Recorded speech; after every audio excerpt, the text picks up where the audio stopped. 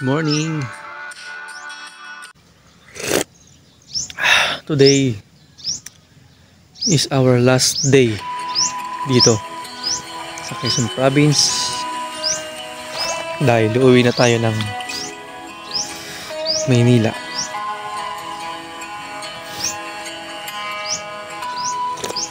Bilis talaga ng mga panahon, no? Biro mo ba?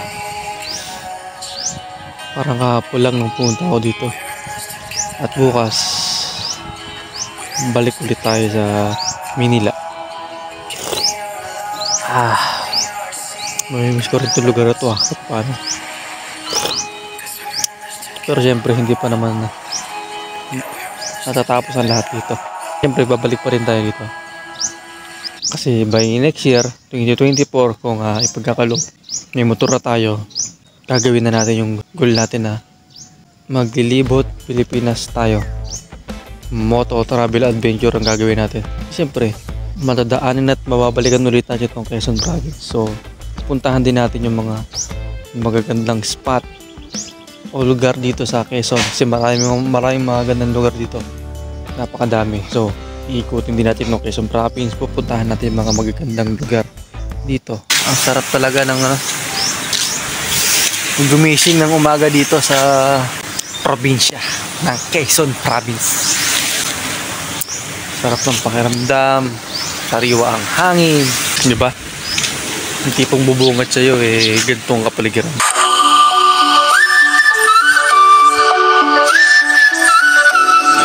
Ito pala sa mga hindi nakakalam, ito yung tinatawag na prinsa dito sa Palaisdaan. Ito yung mayor dito. Mayor na prinsa dito sa Palaisdaan. Patubigan, kumbaga yung labasan at pasukan ng tubig. Kasi yung tubig natin dito sa Palaisdaan, siyempre kailangan din nating palitan yan. Kasi kung hindi mo papalitan yan, may araw na sumasama ang tubig.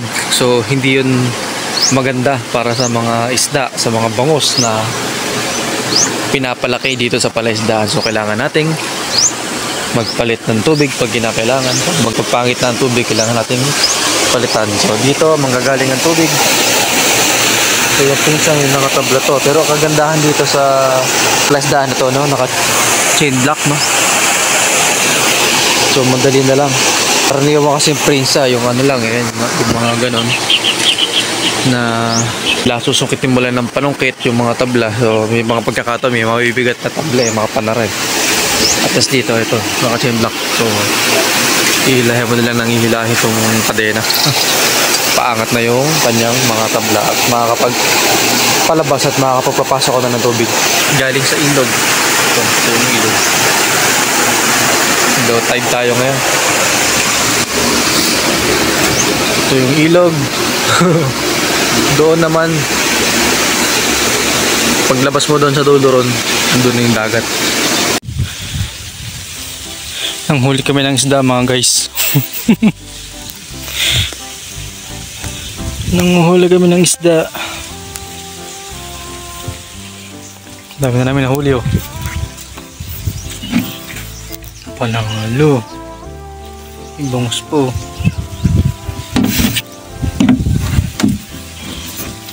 Ito po. Kapahap yan oh.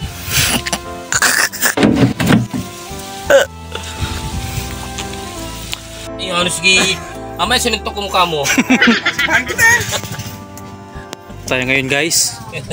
Ano si Robic ay? Laging ano? Ikaw ito. Ano kasi lulungay?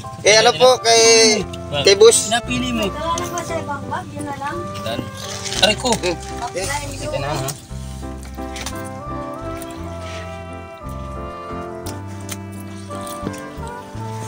Kasi abata ulam nun.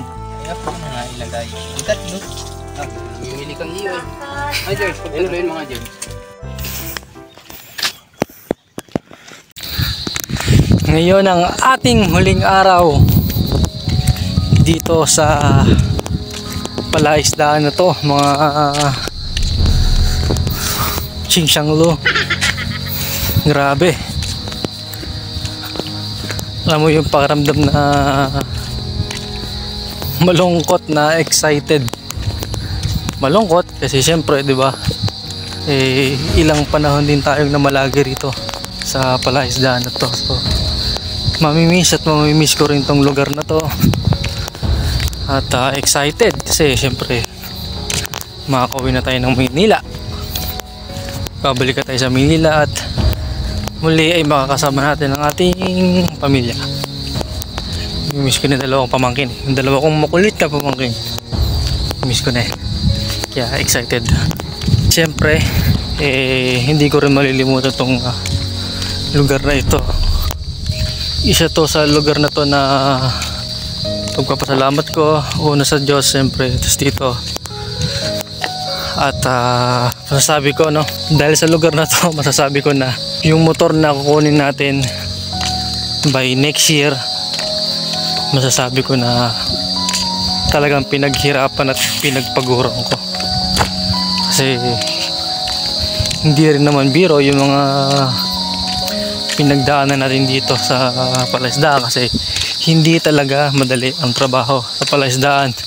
Kung alam nyo lang, mahirap din. Kung ilalagay ko yung sarili ko as a safety officer, no, kasi nakapag-training naman tayo ng safety officer SO2, so masasabi ko na itong palaisdaan is very high risk. Napaka high risk ng lugar na to, ng gawain dito, kasi diyan lang mismo sa palaisdaan, pag lumusong ka dyan, napakadaming mga bagi-bagi sa ilalim dyan na pwedeng makasugat sa iyo, na minsan hindi basta-bastang sugat, talagang malalim kasi dito malapit sa dagat. So palabahin yung palaisdaan na to. Kagaya niya, no, paglusong mo ng palaisdaan at hindi ka maingat sa paglulusong mo, no, matadali ka ng mga talaba. Ako sa totoo lang, yung pa ako, ang dami ng tama niya. Ang dami ng tama ng pa ako na yan. Yan yung palaisdaan. Ang tawag sa palaisdaan na to ay liwanag. Liwanag kasi yung may-ari ng palaisdaan na to ay siya din ang may-ari ng Liwanag Candle, no, na doon nakatayo sa Malabon. Ewan ko lang kung may mga ibang branch pa sila sa iba't ibang lugar, pero yun ang sabi, kaya tinawag na liwanag ang palaisdaan na ito. Grabe, power. Kaya by next year, no, kung pagkakaloob at tayo may visit. Nagulat ako, akala ko may message sa akin, visit yung aso lang pala. Ayun na, visit na aso to, marunong sa midset. Yun nga na next year, kung ipagkakaloob na tayo may buhay at hininga pa, gagawin natin yung pinaka main goal natin dito sa ating channel, na maglibot sa iba't ibang parte ng Pilipinas. Pupuntahan natin yung mga magagandang lugar na gusto ko rin maibahagi sa inyo, no. Wala lang, gusto ko lang libutin ang Pilipinas kasi para kumbaga hindi naman matawag tayo na dayuhan sa ating sariling bansa, di ba?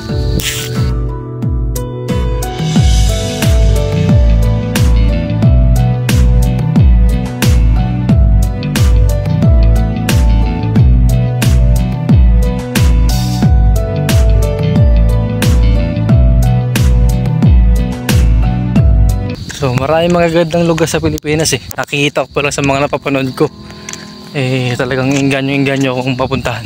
So next year ay magkakaroon ng katuparan yun. Kukuha tayo ng scooter, siyempre doon lang muna tayo sa abot kaya ng ating budget. So sa 125cc category muna tayo, no, at ang napili kong ang motor abangan. Abangan nyo kung anong 125cc scooter ang napili kong kunin para sa gagawin nating libot Pilipinas by 2024. So paano sa ngayon, paalam muna. Quezon Province, bukas back to Manila na tayo. Grabe, mag-shoot lugar sa katubaka na to. Yan. Goodbye. See you again. Dalo-dalo na lang tayo rito pag may pagkakataon. Ang lakas ng hangin, hanging amihan na. Dito sa palaisdaan ay damang-dama na ang hanging amihan, ang kapangyarihan ni Sanggari Amihan. Ang lakas ng hangin.